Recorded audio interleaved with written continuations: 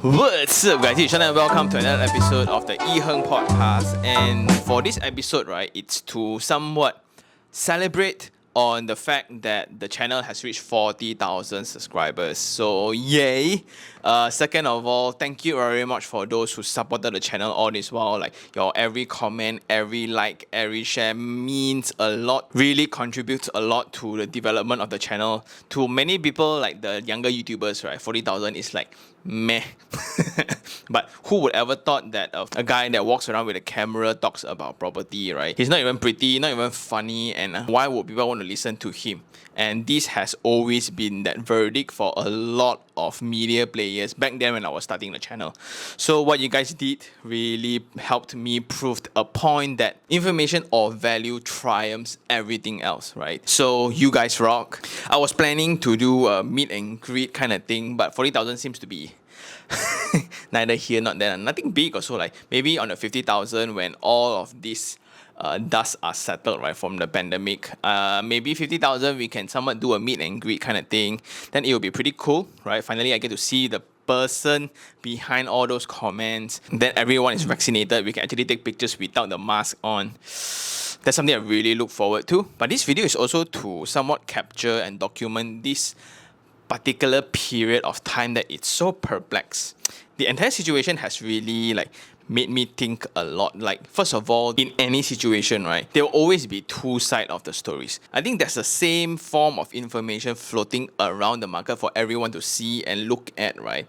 But it depends on your experience and the context of your upbringing and your understanding of the matter that dictates your interpretation of the situation, right? Therefore, there's this divide between several things, right? Number one would be the pessimistic and the optimistic people. Some people choose to believe that the property market will crash and burn, and they're actually very happy about it. They keep saying that there's property overhang across the market. It's never gonna sell. It's gonna suck. All these investors will suffer, and it serves them right. When you look into the Malaysian Housing Price Index, right, it has increased, right, from year to year, Q1 to Q1. It's quite surprising that it increased in value. And if you notice, like, because I'm in the market, there has been several property launches and it has been enormous.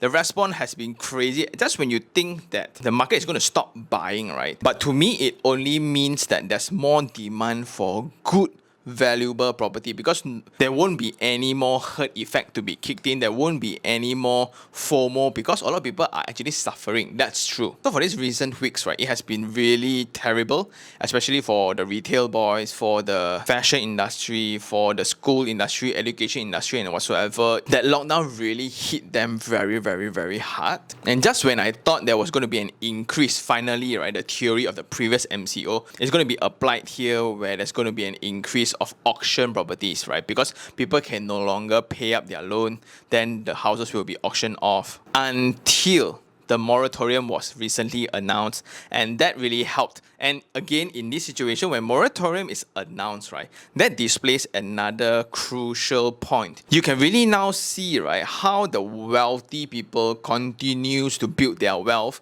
and the people who just struggle to be in the center, the M40s, right, trying to just strive upwards, but then eventually a lot of them actually fall back to the B40, which kind of worries me as well. For this example, moratorium, right, is a funding exercise for a lot of property investors. They all will say, take lah, of course, because we never plan to fully pay the loan anyway, right? Until 8-10 years later, we're going to refinance anyway. So what's that extra 6 months going to do or affect my property? It's rented out anyways. Compared to people who owns a home, right? They finally got their dream home, and usually their salary is just nice, right? These are the people that often say, I'm only going to buy one property in this lifetime, so make it count.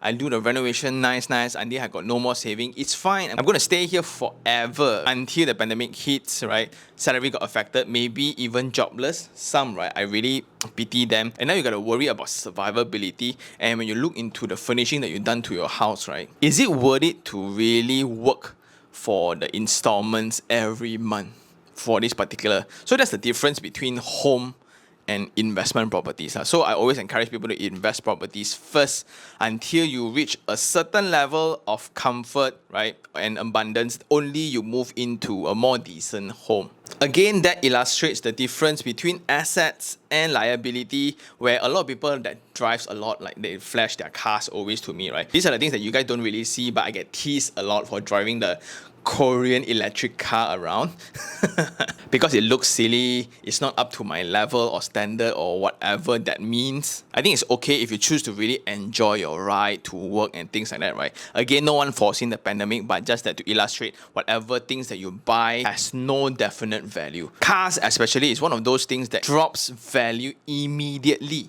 when you buy it. So I do have friends who contributes half of their salary just for the car. They really enjoy the car, but in this situation, it's kind of awkward. So coming back to the property market, what do I see and what do I think about it? I still stick by the rule where I foreseen in the first MCO. Like that's the main reason I'm gearing up myself anyways, because there will be a hike. Like in fact, in the US, right, in the more developed countries, there's a conversations about property bubble already. There's this thing called hyperinflation because the interest rates are dropping so fast, right? And there's so much more money being pumped into the economy system. Everybody seems to have like extra money, but the amount of goods are actually restricted because of the limitation of production. Factories are closed now. Foreign laborers cannot come in. Business could barely survive, so they are going to go in a lean mode. These factors will only drive up the price of goods, and part of the goods are property. Then what about property overhang and things like that? To me, it doesn't really reflect on anything. Like if you look into those overhangs, right? If you look into Johor, those are just mispriced property. And who's going to suffer? The property developer, right? How is that property overhang going to affect me as an investor? It was a decision they make to price the property at that price. Now, because they missed the wave of selling, therefore they are all stuck in cash form. And when they cannot sell, right?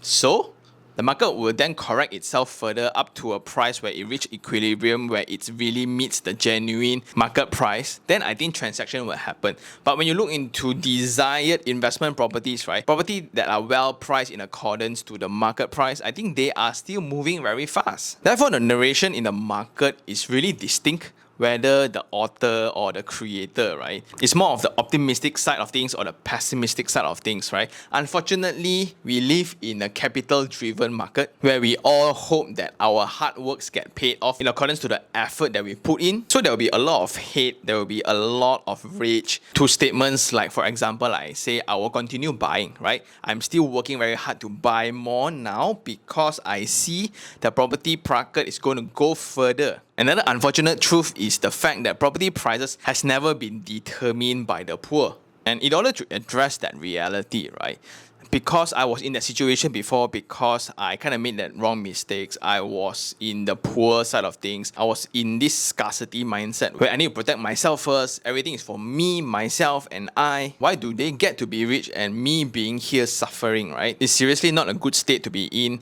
especially in this current situation also. So what really hurts me a lot is looking at the suicidal rate of people as well. So that's very unfortunate. But there's really nothing that we can do. Again, this then illustrates another point that I was going to make, where only the strong gets to protect other people. And strong last time means muscle, right? Last time means aura, but now means wealth. All of us will grow from a person that depend on our parents, right? Until we are independent, we get to take care of ourselves. Until we reach a certain level of abundance, we can take care for another person, which is your wife or your partner. Then that will grow into a family, that will grow into a company, that will grow into a community. Further, then you will go into a country. Hopefully, right? But when you're in a state where you are still concerned about your next meal or your next week's salary or next month's installment, unfortunately, you are not going to be able to provide more for others. And I guess for you guys who are watching, right, you guys really search the term property in YouTube during your free time or entertainment time, right? You guys consume property content as entertainment.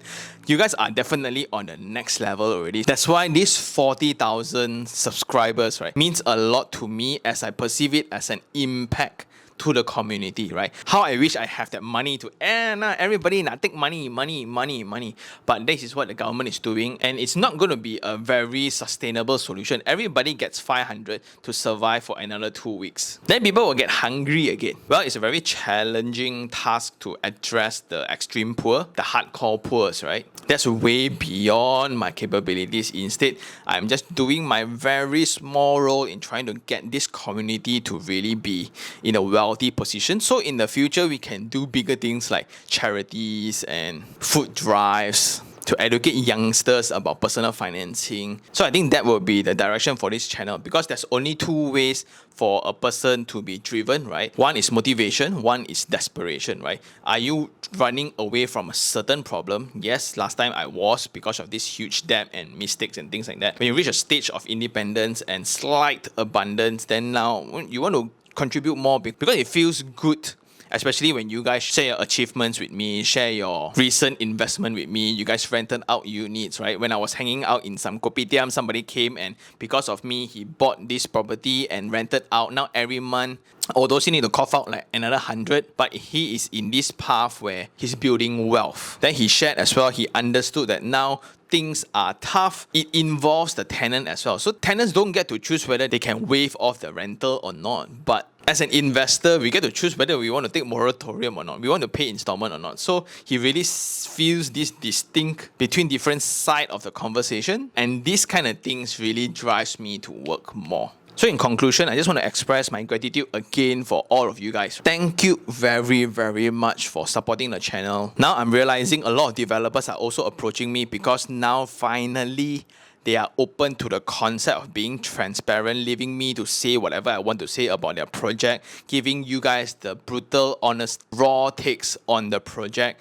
Last time, these things never happened. Last time, you can't even take pictures on the show unit. You can't even take picture of the brochure. Everything needs to happen underground. But now, I think things are changing and I'm very, very happy for it. On a side note, right? On a side note, because of my recent experience with bulk purchases, my recent experience with people who bought the same property as I bought, but I actually got it 30% below the market value. Again, as a friend, I feel kind of sad, but as a capitalist, I'm like, yes. So I'm building a website that addresses this issue, and I hope it can come out pretty soon. I will let you guys know again, right? So how we can leverage on each other, on this community that we are building together, so everybody can build wealth together, so we can be this force of nature to who you want to help, I just help all. Well, that's the dream. So I guess that's all. Thank you very much for watching and see you guys on the next one. Ciao.